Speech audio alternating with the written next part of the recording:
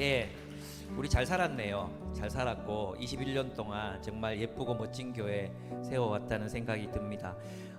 지금은 이제 성찬식을 거행하려고 합니다. 성찬위원들 앞으로 나와 주시기 바랍니다. 예, 성찬에는 여러 의미가 있습니다. 오늘은 오늘 읽었던 본문에 비추어서 주님께서 우리를 자유와 해방으로 인도하셨다는 의미의 성찬으로 우리 주님을 기념했으면 좋겠습니다. 주님은 우리가 자유케 되기를 원하십니다. 우리는 이 성찬으로 새로운 출애굽을 경험하고 이집트의 노예였던 이스라엘, 또 우리가 세상의 노예였던 우리가 이제는 예수 그리스도의 나라로, 그 자유의 나라로 자유의 백성이 됨을 기념합니다. 바로 예수님께서 우리를 자유케 하셨습니다. 진리로 자유케 하셨습니다. 예수의 진리를 따라 살아가는 사람들에게 진정한 자유가 있습니다. 하나님을 떠나면 우리는 죄와 자기중심성, 자아의 감옥에 갇히게 됩니다. 그러나 우리 주님께서는 바로 그 자아의 감옥으로부터 우리를 해방하시는 분이십니다. 진정한 자유는 오직 예수 그리스도를 통한 하나님 나라에 있습니다.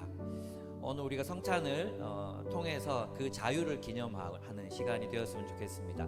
이 성찬에 참여할 수 있는 자격은 중학생 이상 예수님을 그리스도로 인정하고 고백하는 사람들이 참여하실 수 있습니다. 아직까지 우리 어린 친구들은 13살이 되기를 소망하면서 기다리셨으면 좋겠습니다. 아직은 여러분의 신앙이 아니라 부모님의 신앙이기 때문에 13살이 된 이후 여러분 스스로 내가 예수를 따르겠다는 결단을 하고 나서 그때 참여해 주시면 좋겠습니다.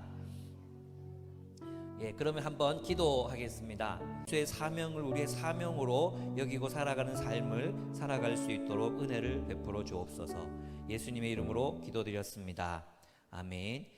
이제 분병과 분잔해 주시도록 하겠습니다. 잔과 빵이 나누어지는 동안 제가 말씀을 잠깐씩 전해드리도록 하겠습니다. 얼마 전에 이제 IBF 사경회가 있었습니다. 학사들을 위한 사경회가 있었습니다. 그들 중에 이제 많은 사람들 얘기를 들어봤을 때 선교단체 출신 중에 지금 교회를 나가고 있지 않거나 또 교회의 성경적이지 않은 그런 지도자들 때문에 자신의 공동체를 힘들어하는 사람들이 많다는 그런 고백을 들었습니다. 그래서 이제 그런 얘기를 이제 간사 모임에서 나누는데 혜진 간사님이 그래서 그런 사람들에게 우리 교회를 이제 추천한대요. 그래서 우리 교회 와라, 좋다 이렇게 얘기를 하면 돌아오는 반응이 너희 교회는 빡세다는 것입니다. 이런 말을 들으면 저는 빡칩니다.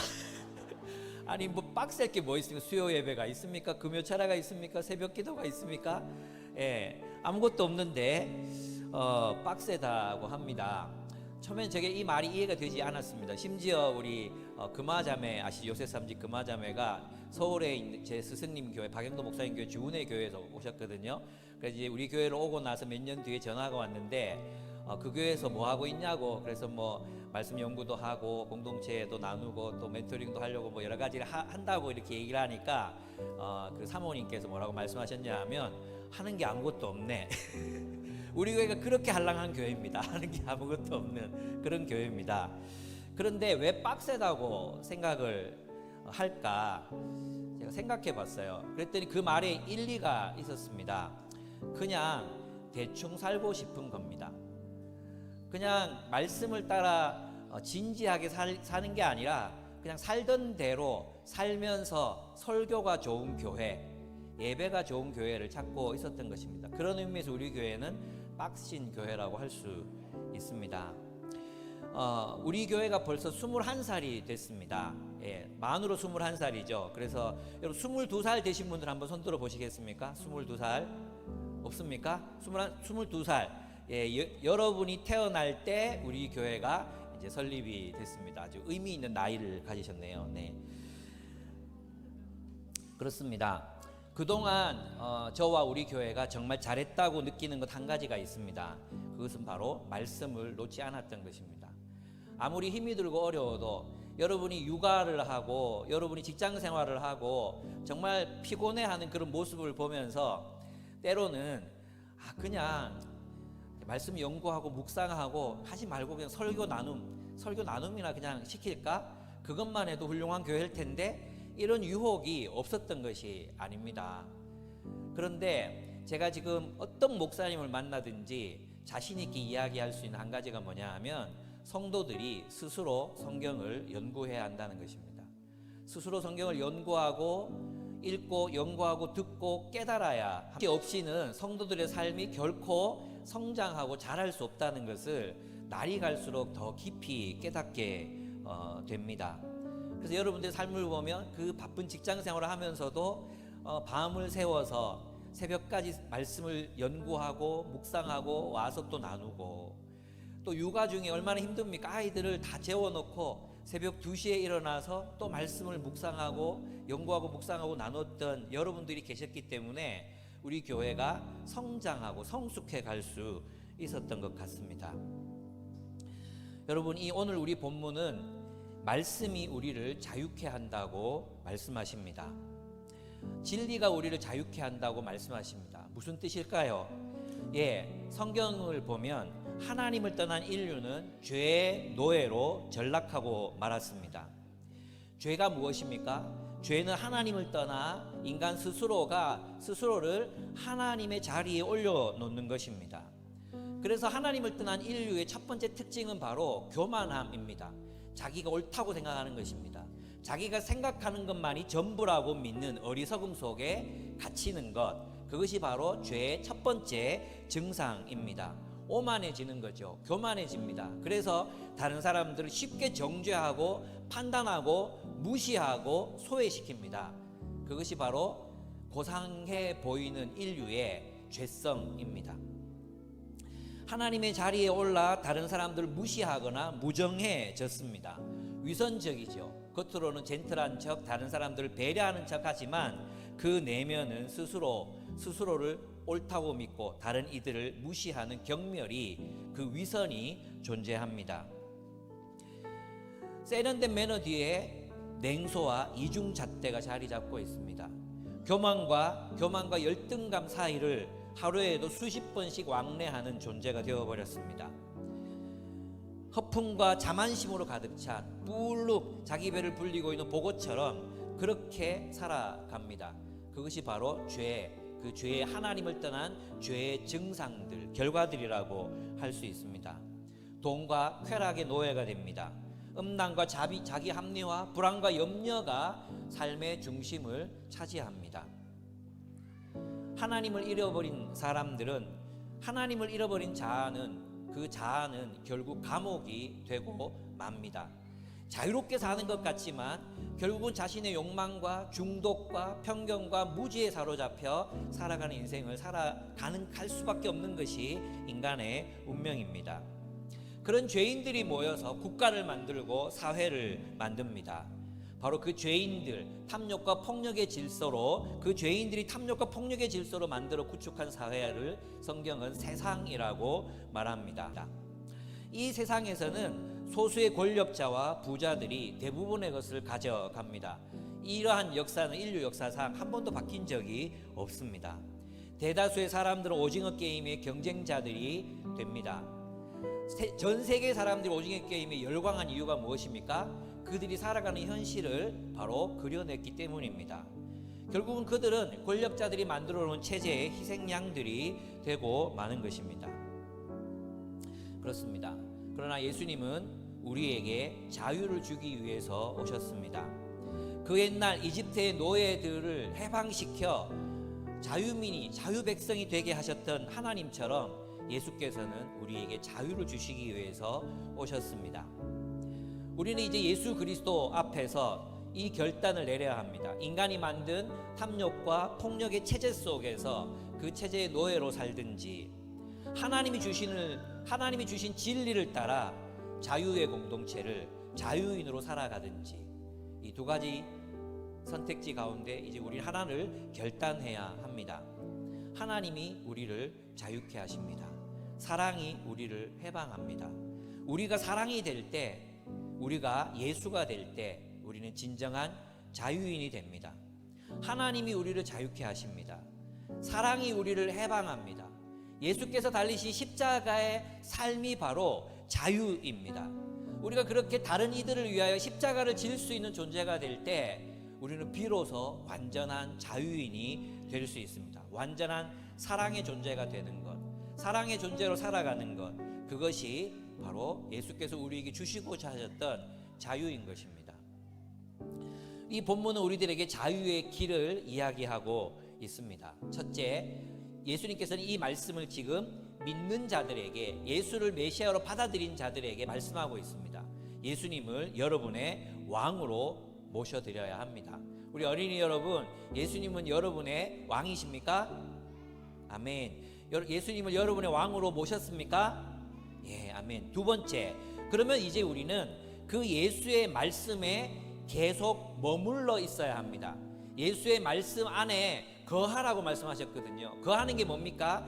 끊임없이 계속 머무는, 스테이 하는 것이다. 스테이. 계속 머물러야 합니다. 한때 말씀 안에 머물렀다가, 한때 예수의 말씀 안에 머물렀다가 지금 나와서 다른 삶을 살면 안 됩니다. 계속해서 그 말씀에 머물러야 한다는 것입니다. 그렇게 하기 위해서 우리는 말씀을 읽고 듣고 연구하고 묵상해야 합니다. 그러므로 주님을 만나야 합니다. 여러분, 우리는 말씀을 묵상하는 것을 그냥 일주일에 한 번 숙제처럼 하는 것이 아니라 그 말씀 안에 살기 위해서 말씀을 묵상하는 것입니다. 일주일 내내 하루 24시간 그 말씀 안에서 살아가기 위해서 말씀을 묵상하는 것입니다. 주일날 나누기 위해서 하는 게 아니에요. 주일 나눔을 위해서 숙제처럼 하는 게 아니에요. 그 말씀 속에 살기 위해, 진리를 알기 위해, 진리를 따라 살기 위해 그 말씀을 읽고 듣고 연구하고 묵상함으로 주님을 만나는 것입니다. 그래서 주님의 말씀에 머물라는 것은 바로 그런 의미입니다. 두 번째는 주님의 말씀에 머물라는 것은 말씀이신 예수를 따라 살라는 것입니다. 우리는 이 말씀에서 그냥 예수님의 성품을 담는 거라고만 생각하거든요. 근데 예수님께서는 단순히 나를 닮아라고만 말씀하신 게 아닙니다. 나의 삶을 따라라고 말씀하셨습니다. 우리가 예수님께 배워야 되는 건 그분의 성품과 그분의 삶과 그분의 사명입니다. 예수님께서는 성경의 많은 부분에서 하나님의 나라를 구하라고 말씀하셨습니다. 근데 우리는 때때로 예수님을 닮으라고 말하고 예수님을 닮으라, 예수님을 따라라 그러면 예수님의 성품만을 생각합니다. 예수님의 성품만이 아니라 예수님의 가르침, 예수님이 살아가셨던 삶, 예수님이 제자들을 사랑하셨던 그 사랑, 예수께서 십자가에 달리시기까지 죽으셨던 그 세상을 위한 그 사랑, 그리고 그 사명, 주님의 나라를 이 땅에서 실현하시라는 그 하나님의 그 사명을 위해 살라고 주님 말씀하십니다. 오히려 성품보다도 먼저 그 나라와 그 의를 구하라는 말씀이 대부분입니다. 그렇습니다. 그렇게 살아야 합니다. 예수의 공동체에 속해서 이 말씀을 따라 서로 사랑해야 합니다. 그러면 뭐라고 말씀하셨습니까? 예수님께서는 그 예수를 따라 살면 너희가 진리를 알게 될 것이라고 말씀하셨어요. 서양 철학의 전통은 진리를 헬라 철학의 전통은 진리를 아는 것에서 출발하거든요. 아는 것이 우리를 자유케 한다고 생각해요. 성경은 반대로 얘기해요. 살아야 안다고 말합니다. 살아야 아는 것입니다. 예수를 따라 살면 어떻게 됩니까? 그 말씀 안에서 예수를 따라 살아갈 때 무엇이 진리를, 예수를 알게 됩니다. 살지 않으면 모릅니다. 예수를 따라 순종하고 예수를 본받고 예수께서 사신 삶을, 그분의 사명을 따라 살 때 비로소 우리가 진리를 알게 됩니다. 그렇게 우리가 체득된 진리가 우리를 자유케 합니다. 그래서 구원이란 우리가 죄로부터, 이 세상으로부터, 자아로부터 자유케 되는 과정이라고 할 수 있습니다. 주님은 우리를 자유의 백성으로 부르고 계십니다. 우리를 죄로부터, 즉 자아의 감옥으로부터, 우리의 자기중심성으로부터 우리를 해방하기를 원하십니다. 그런데 우리는 얼마나 자주 다시 노예가 됩니까? 자기중심성, 이기심, 자신의 욕심, 욕망, 이것에 노예가 되어 살아갈 때가 얼마나 많습니까? 우리는 아직도 주님을 알아가야 합니다. 주님의 말씀 안에 거하고 그 말씀을 따라 살아보고 그 말씀을 따라 삶으로 주님을 알고 주님을 본받고 그렇게 자유롭게 되어야 합니다. 둘째, 주님께서는 우리가 주님을 알 때 삶으로 체득한 진리를 우리를 자유케 하는데 우리를 첫째는 죄로부터, 둘째는 죄책으로부터 우리를 해방하십니다. 그 죄의 증상, 죄의 결과로 나타난 것들이 무엇입니까? 불안과 염려, 불안과 염려를 삶의 중심에 두고 사는 것, 그것은 바로 우상숭배입니다.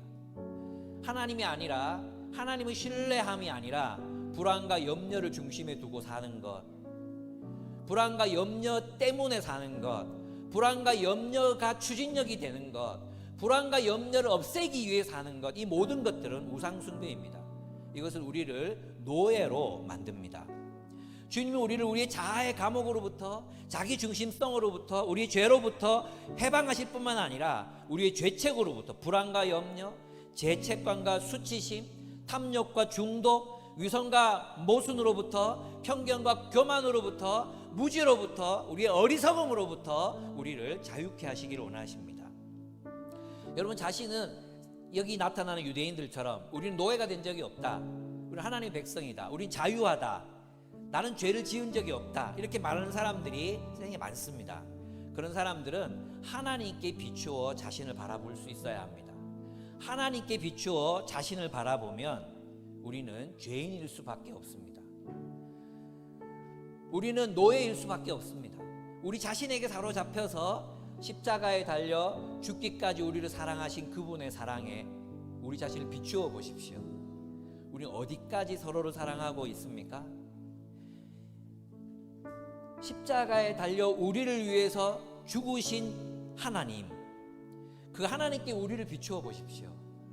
얼마나 부끄러운지, 우리가 아직까지 얼마나 우리의 이기심으로부터, 우리의 자아의 감옥이라는 것으로부터 얼마나 더 해방을 얻어야 되는 존재인지 우리는 알 수 있게 됩니다. 우리는 우리의 죄를 인정할 수밖에 없는 존재가 됩니다. 셋째, 주님께서는 우리를 죄의 체조로부터 구원하십니다.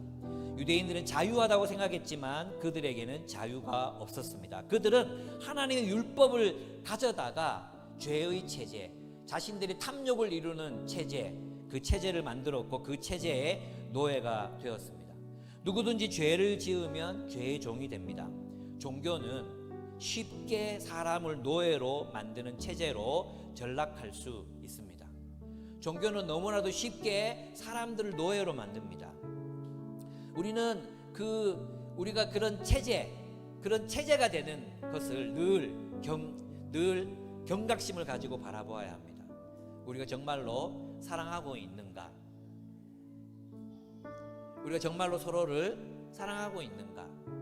예수 그리스도께서 십자가에서 달려 죽으신 것처럼 우리가 형제를 위하여 목숨을 버리는 것이 마땅하니라고 말씀하셨던 요한의 말처럼 우리는 서로를 사랑하고 있는가? 체제를 넘어, 규칙을 넘어 우리는 서로를 사랑하고 있는가? 십자가에 달리신 예수, 십자가에 달리신 그 하나님을 바라봄으로 우리는 우리 자신을 비추어 보아야 합니다. 오직 예수님만이 사람을 노예로 만드는 이 세상 체제, 자본주의로부터, 공산주의로부터, 또 수많은 이데올로기들로부터 우리를 해방하실 수 있습니다. 이 세상에 있지만 이 세상에 속하지 않은 삶, 땅에서 살지만 하늘의 삶을 사는 삶, 그것이 바로 그리스도인들에게 주신 자유의 삶입니다. 하나님께서는 우리를 자유의 백성으로 부르고 계십니다. 그 자유란 우리의 탐욕을 발현시킬 자유가 아니라 사랑을 위한 자유입니다. 사랑을 위한 자유. 우리는 얼마나 해방되셨습니까? 한 번씩 아내와 다투고 나면 그런 생각을 할 때가 있습니다. 얼마나 우리는 우리의 아집과 우리의 어리석음과 우리의 편견과 보고 싶은 대로 보고 싶은 그 자기중심성, 거기에 갇혀 있는가? 수많은 사람들과 대화를 나누다 보면 고통받고 있는 이유가 자기 자신 때문이라는 것을 모르는 경우가 얼마나 많은지 모릅니다. 결국 자기 자신이 자기 자신을 가두어 놓고 있는데 사람들이 자기를 힘들게 한다고 그렇게 말할 때가 얼마나 많은지 모릅니다. 그럴 때마다 우리는 울게 됩니다. 주님, 나를 이 자아의 감옥으로부터 해방시켜 주셔서 당신의 그 넓고 깊고 광대한 그 사랑으로 나를 자유케 해 주시옵소서. 사랑이게 해 주시옵소서. 우리가 오늘 함께 이 떡과 이 빵과 이 잔을 마시겠습니다. 이 빵과 잔을 마심으로 주님께서 우리를 위하여 십자가에서 피 흘려 죽으신 것처럼 자신을 우리에게 내어 주심으로 우리의 양식이 되어 주신 것처럼 나도 주님을 따라 사랑으로 자유케 되는 삶을 살겠습니다. 주님을 먹고 주님을 마심으로, 진리를 먹고 진리를 마심으로 당신이 되어 가겠습니다. 당신처럼 살기를 원합니다. 그런 고백으로 함께 이 빵과 잔을 들기를 원합니다. 함께 잠깐 동안 혼자서 기도하시고 이 빵과 잔을 들도록 하겠습니다. 결단하시고 또 다시 한번 주님의 말씀을 따라, 주님을 따라 사랑의 삶을 살기로 결단함으로 이 빵과 잔을 함께 들도록 기도하겠습니다. 우리 주님의 몸과 주님의 피를 먹고 마시기 전에 자신의 죄를 돌아보라고 주님이 말씀하셨습니다. 여러분 마음속에 내가 누구에게 해코지하고 이런 것들을 생각하라는 것이 아닙니다. 내가 다른 사람들 향해 사랑으로 나아갈 때 주저하게 만드는 것이 무엇입니까?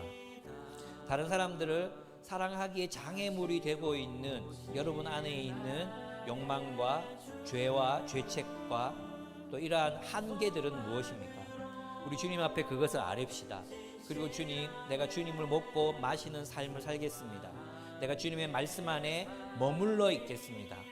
내가 어떠한 고난이 와도, 어떠한 세상의 유혹이 와도, 박해가 와도, 세상살이가 힘들어도 주의 말씀 안에 머물러 있겠습니다. 주여 나를 자유케 하소서. 나에게 진리로 말미암아 자유로운 삶을, 그 자유를 나에게 허락하여 주소서. 이러한 제목으로 우리 주님 앞에 우리 자신을 돌아보며 기도하며 나아가겠습니다. 기도하겠습니다. 주님, 우리가 이제 이 떡과 이 잔을 받듭니다. 하나님, 이 떡과 잔을 먹듯이 우리가 주님의 말씀 안에서 살아가게 하여 주옵소서. 그 말씀 안에 머물게 하여 주옵소서. 그리하여 진리를 따라 삶으로 진리를 알고 진리를 알아 자유케 되는 인생을 살아갈 수 있도록 도와주옵소서. 우리가 사랑을 함으로 주님의 사랑을 알게 하여 주옵소서. 주님을 따라 삶으로 주님을 알게 하여 주옵소서. 그리하여 우리가 십자가에 달려 죽으신 주님처럼 그렇게 사랑하게 하여 주옵소서. 그러나 주님, 우리 마음속에 하나님 사람들에게 받은 상처가 우리를 서로에게로 나아가지 못하게 만들 때가 있습니다. 하나님, 우리 안에 복수하고 싶은 욕망이 가득해서 하나님 사랑하지 못하게 합니다. 우리의 교만함이 우리의 불쌍한 형제와 자매들을 우리 품에 끌어안지 못하게 만듭니다. 우리 안에 있는 편견과 선입견과 우리의 어리석음이 사람들을 사랑하지 못하게 만듭니다. 하나님 아버지, 이 모든 죄와 죄책을 우리에게 사라지게 해주시고 아들 되신 주님께서 우리를 자유케 하셔서 자유케 하여 주옵소서. 자유의 백성으로 살게 하여 주옵소서. 아버지 하나님, 아낌없이 사랑하게 하여 주옵소서. 하나님, 주저하지 않고 사랑하는 삶을 살아갈 수 있도록 주여 도와주시옵소서. 아직까지 우리는 여전히 노예이고 여전히 우리는 자아의 감옥에 갇혀 있습니다. 하나님, 우리를 우리의 자기중심성으로부터, 그 자아의 감옥으로부터 해방하여 주옵소서. 주님의 이 살을 먹고 주님의 이 피를 마시겠습니다. 주님의 말씀 안에 머물러 그 토라이신 주님의 말씀을 먹고 마심으로 주님을 따라 살겠습니다. 우리를 자유케 하여 주옵소서. 예수님의 이름으로 기도드렸습니다. 아멘. 이 떡과 잔을 함께 먹고 마시겠습니다. 하나님 나라는 진리의 지배이고 하나님의 나라는 바로 사랑의 지배입니다. 이 진리와 사랑의 공동체로 주님이 우리를 부르셨습니다. 그래서 우리가 전체 예배 때마다 조를 좀 섞어가지고 서로를 알아가는 시간, 또 서로 함께 말씀을 나누는 시간을 가집니다. 그래서 지금은 예배 시간 중에 우리 소그룹을 함께 하도록 하겠습니다. 그래서 여러분 이제 폰에 보면 카톡으로 그 여러분의 조를 이렇게 가르쳐 올려드렸습니다. 그래서 그 조가 이제 여기 테이블에 보면 적혀 있거든요. 여기서부터 1조, 2조 이렇게 돌아가게 될 텐데 보시고 그 조를 지금 찾아가 주시기 바랍니다.